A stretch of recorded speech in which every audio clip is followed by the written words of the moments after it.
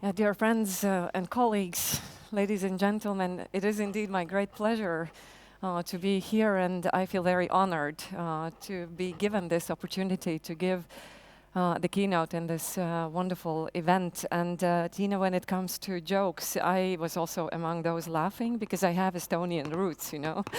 And this is what my second surname is all about.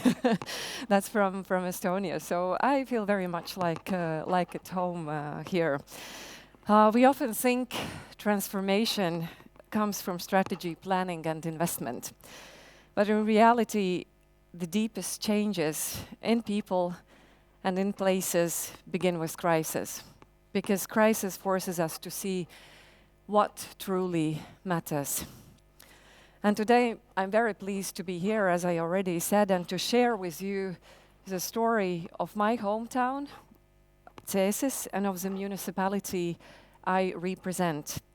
Cēsis lies about 90 kilometers northeast of the capital city of Riga, and belongs to the larger Vidzeme region, which is comprised of 10 other municipalities. And I believe, as coming from that region, that it is situated in one of the most beautiful parts of Latvia, within the oldest and largest national park, in a region rich in forests, lakes and rivers, and very rich cultural and historical heritage. Until 2021, Cēsis functioned as a standalone municipality with around 18,000 inhabitants, 18,000. After administrative reform in 2021, 7 municipalities were merged, and Cēsis municipality became home to more than 40,000 inhabitants, of whom around 16 live in a town of Cēsis, and we have a vast rural area, and all in all, geographically, we comprise the area equivalent to the size of Luxembourg. We are scarcely populated. We have 2 towns and 21 parishes in today's Cēsis municipality. But my story is going to be more until it will cover the conditions we faced until the administrative reform, and I will tackle a bit on the period after that. And some of you, I don't know, I can ask you to raise the hands of those of you who have had a chance to visit our region and Cēsis. Well, quite many of you. Wonderful. And you may already know Cēsis for its history, its creativity, its vibrant culture and community life. But today I would like to begin somewhere else by taking you back to the autumn of 2008, the period captured in the video you will see.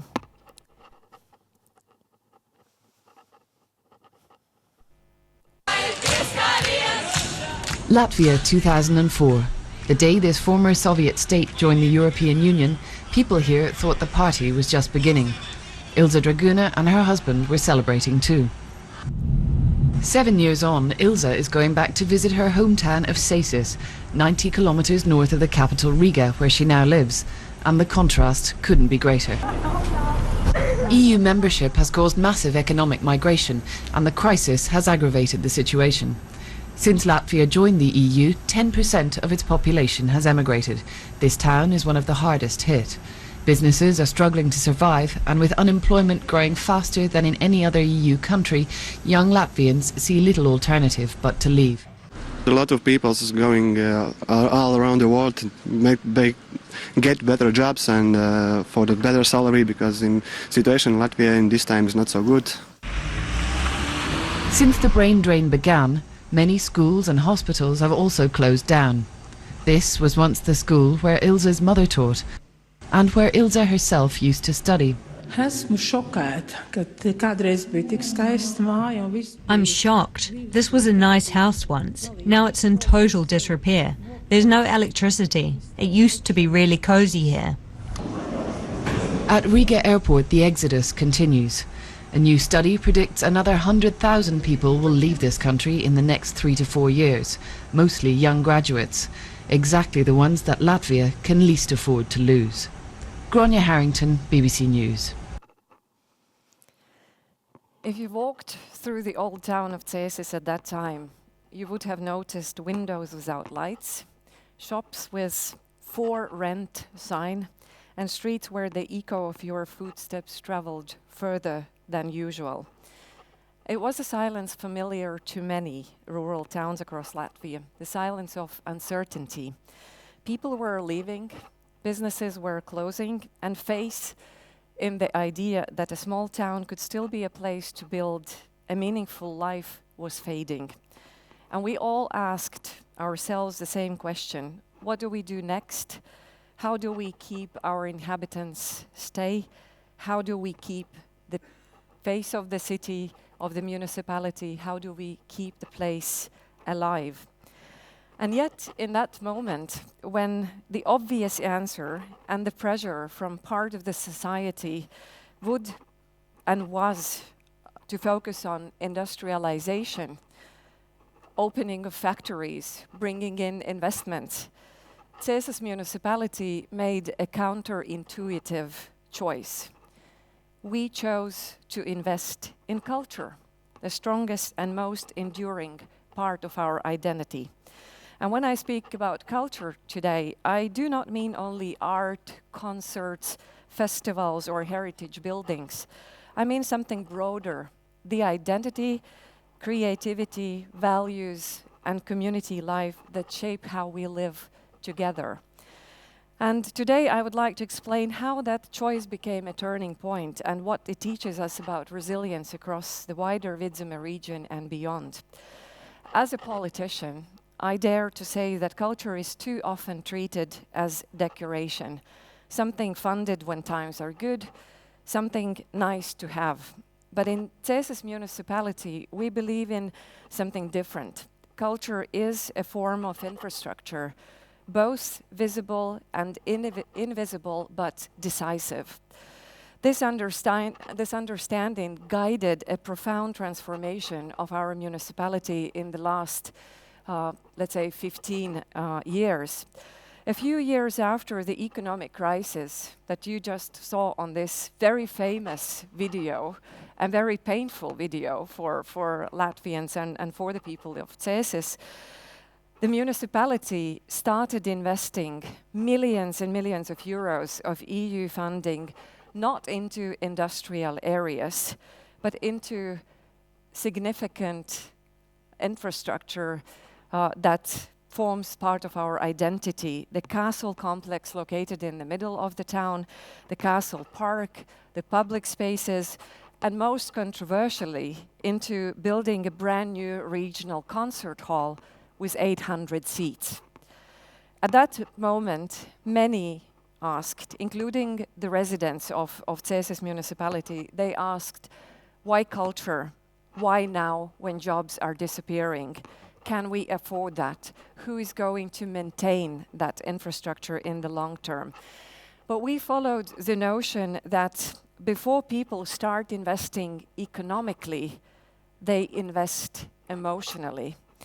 People stay in and return to a place where they feel it is alive, meaningful, and worth caring for. And in Cēsis, culture and creativity were the first to bring that heartbeat back after the severe economic downturn. We defined a long-term vision. Cēsis must become the best place to live in Latvia. Cēsis, an excellent place for living, became our guiding slogan, shaping almost every decision made by the municipality at that time. But when the concert hall opened in 2014, it became far more than a building. It became home to world-class cultural events, self-produced festivals with international recognition nowadays, the music school, and lively base for amateur dance groups and choirs. But more importantly, it became a driver of local economic development. It signaled that Cēsis and the municipality believed in its future, a message that encouraged entrepreneurs and some of the inhabitants to invest, to return and relocate. I dare to say that the economic value of culture is underestimated. I can confirm that this morning I just received a message from my colleague, the other deputy mayor of the town, and we were evaluating the results of Cēsis, the Capital of Culture Initiative 2025 that I will touch upon a bit later in my speech. And we just got the results that every euro brings back 10 euros more. So it has a multiplication effect.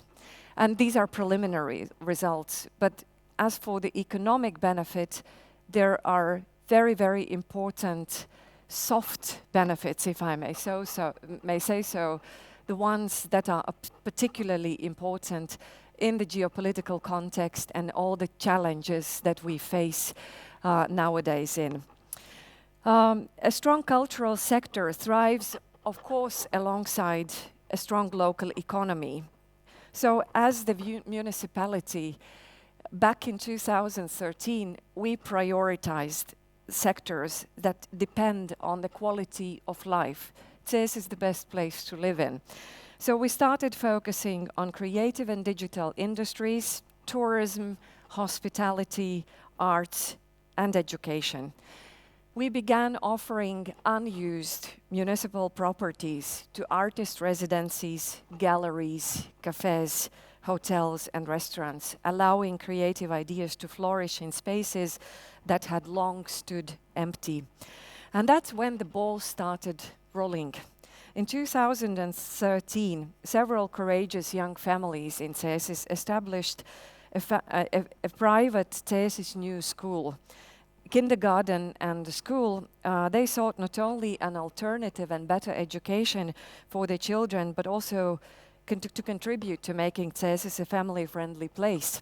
And since then, the school has attracted dozens and dozens of new families from the region and beyond. And of course, from the municipal perspective, that's important because we had a new group of taxpayers choosing our municipality as their residents.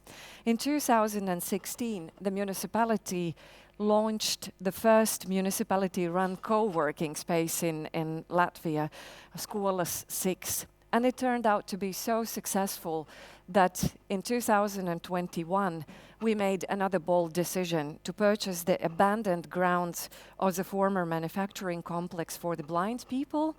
For more than 30 years, the centrally located quarter had stood empty, and there was no intervention of the private sector.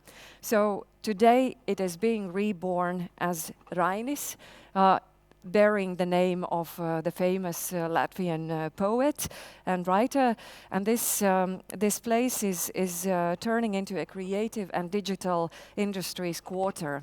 It now hosts a dynamic mix of new and established businesses, office spaces, studios, and a co-working hub. And in the near future, I keep my fingers crossed, and we are working hard towards making the third block of the quarter into the new home for Cēsis Art School, infusing the district with education, creativity, and youth energy. So all these years, Cēsis has also embraced, and the political leadership has embraced public-private partnerships, civil society leadership, and municipal programs supporting entrepreneurs and community projects. And this openness to experimentation and also daring to be vulnerable, because if you experiment, of course you fail, but failure leads to learning. And that has attracted significant investments. One of the milestones in our revitalization story was year 2017, when Latvia's first and only unicorn, companies, a Draugiem group, announced the presence in Cēsis. Since then, the company has invested more than 25 million euros in revitalizing several quarters within the old town that you saw fading away and very depressed in the video from 2008. And they are developing their housing and office spaces and expanding hospitality services. So events such as the Lampa Festival, which is equivalent to Arendalsuke in Norway, so the Democracy Festival, Latvia's largest public discussion festival, which brings over 25,000 participants and visitors in 2 days. They found their natural home to Cēsis and further strengthening the town's reputation for dialogue, democracy and civic engagement. So together these initiatives demonstrate that cultural infrastructure, both visible and invisible, can create a new kind of local economy. Another essential reason that Cēsis model works is that the municipality has intentionally embedded trust into its policies and defined customer service as one of its core values. In business, and I think you may agree with that, excellent customer experience is, it's natural. It's even essential. In the public sector, that mindset often lags behind. Yet research consistently shows that trust in institutions is closely linked to the way we treat people and the way we serve them. With respect, clarity and empathy, trust accelerates collaboration, trust reduces bureaucracy, trust encourages creativity, and trust in its own way is a form of soft security, a stabilizing force that enables a community to act quickly and cohesively in moments of crisis. So in parallel with cultural investments, we focused also, of course, on the broader conditions needed for high quality of life, like mobility, education, housing, and public services. And thanks to strong lobbying for the introduction of express trains, which is a hygiene factor in the Nordic countries, but it's not so in our part of the Baltic Sea region yet. Cēsis has become part of a dynamic triangle with the cities of Sigulda and Valmiera, the neighboring cities, being a corridor where people can fluidly combine work in one town, home in another, and cultural life across all three. So this flexibility is crucial in region where internal migration reshapes population patterns every year, because I must add here, we are still losing people. Our demography is really alarming, and we have to do everything to keep people in our regions and in Latvia as a whole. And the results speak clearly. Housing demand in our municipality has risen sharply. Return migration is gradually increasing in the town, but we are still struggling with rural areas. But we see that new investors are coming, following people, not the other way around. And in the coming years, around 400 new flats are expected to be built in Cēsis, which is, I think, an unprecedented number for the town of such a size. But I must also acknowledge that cultural initiatives often face criticism. In political environments focused on short-term measures, and I know that as being 5 times elected as a deputy in my city council, in the municipalities which are under demographic pressures, cultural investments are labeled as non-essential still. But the long-term evidence, and this is what I and my colleagues are strongly advocating for, is that cutting culture weakens municipality economically, socially, and strategically. Culture stabilizes communities, culture attracts talent, culture strengthens psychological resilience during crisis, culture sustains democracy. Culture is not the garnish of development, it is an essential ingredient. It molds identity and binds communities together. And this year, in 2025, when Cēsis is celebrating the year of being the capital of culture of Latvia, we are reinforcing that message through the theme, culture in mines, castles, and yards. And again, coming back to the evaluation results of this year and all the events we have had this year as part of the Capital of Culture program, I can tell that this has been an important step of molding the sense of belonging by the municipalities which were forced to be merged back in 2021. It has been an important step forward of strengthening the sense of belonging to one municipality. We still have a long way to go. We still have a lot to do, but culture is a binding factor. And now allow me to put on my other hat as the chairwoman of the Vidzeme Planning Region Development Board. What we learned in Cēsis is, I strongly believe in that, is not unique to us.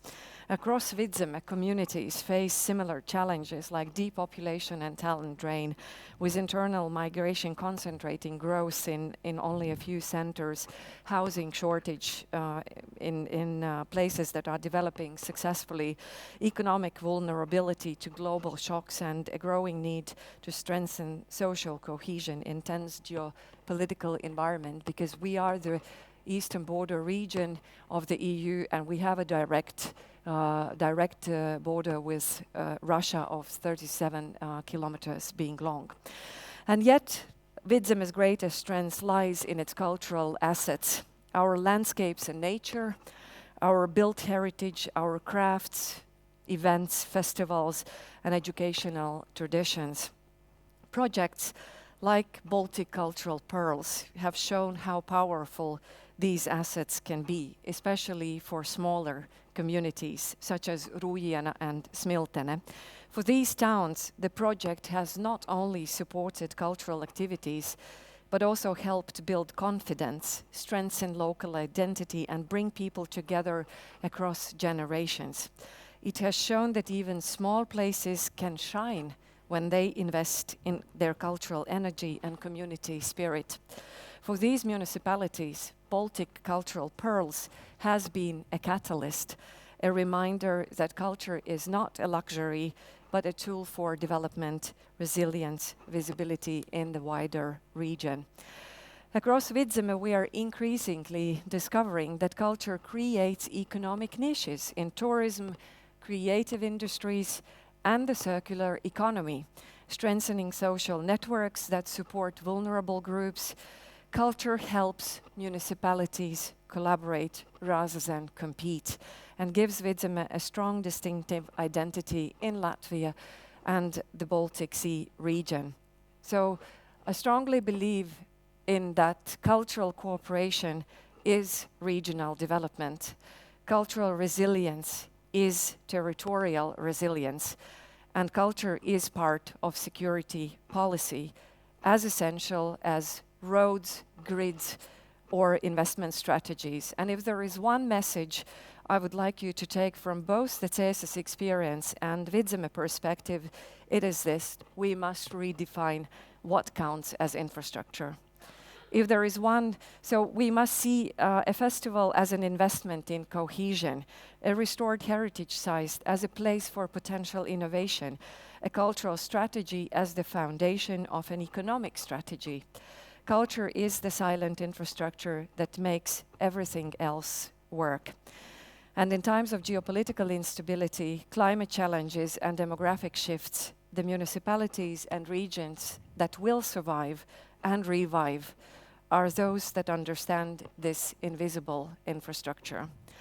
And if we laid image of Cēsis today over those quiet streets back in 2008, you would see a different picture.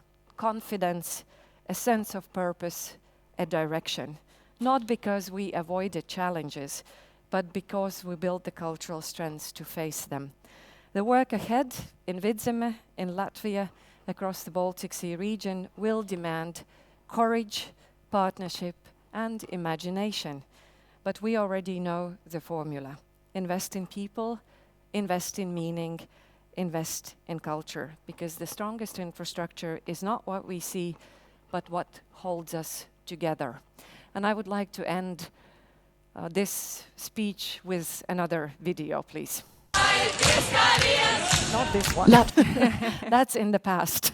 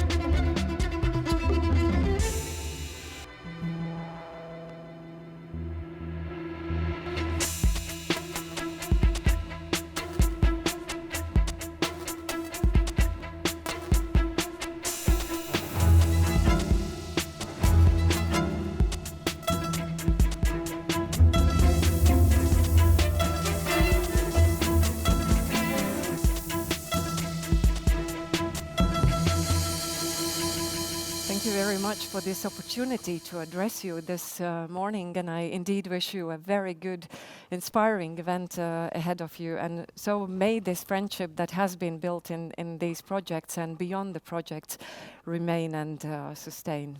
I wish you all the best and Merry Christmas to all of you. Thanks.